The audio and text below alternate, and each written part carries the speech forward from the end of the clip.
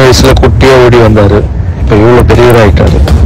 நான் போட்டது மரமாய் நிற்கிது வந்து உடம்பெல்லாம் பிடிக்கவே முடியல, ரொம்ப கஷ்டமா இருக்கு. எஸ்ஐ போறாரு, ட்ரைனிங்லாம் போயிட்டு இருக்காரு, ஜிம்முக்குலாம் போயிட்டு இருக்காரு.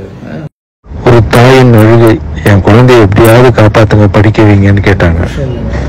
போயிட்டாங்க, என் குழந்தைங்களை நீங்க தான் காப்பாற்றணும்னு 20 வருஷத்துக்கு முன்னாடி கூப்பிட்டாங்க.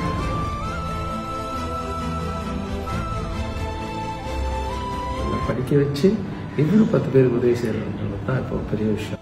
இதே மாதிரி ஒரு ராகவால் அரசு மறுபடியும் உங்களுக்கு சேவை பண்ணுறதுக்கு வராது, உங்களுடைய ஆசீர்வாதத்தை. அங்கிளுக்கு என்ன பண்ணணும்னு கேட்டல, இப்போ நான் சொல்கிறேன் அதை செய். எஸ், இவனுக்கு அப்பா அம்மா இல்லை, புரியுதா? பாட்டி தாத்தா தான் வளர்க்குறாங்க. இவருக்கு தேவையான ஃபீஸ் எல்லாமே நான் கட்டிக்கிறேன். ஆனால் உன்ன மாதிரி நீ வளர்த்து காமிக்கணும். கண்டிப்பாக நீ உன்னுடைய பார்வையில் இவனை வளர்க்கணும். நீ ஏதாவது பண்ணணும்னு நினச்சா கூட இவனுக்கு பண்ணலாம். கண்டிப்பாக. ஓகே, ஒரு ஜென்ரேஷன் ரெடியாகி அடுத்த ஜென்ரேஷனுக்கு போகும். ஸோ இந்த சமுதாயத்தை மாற்றணும்னு பேசிகிட்டு இருந்தால் பார்த்தாது, செயலில் இறங்கணும்.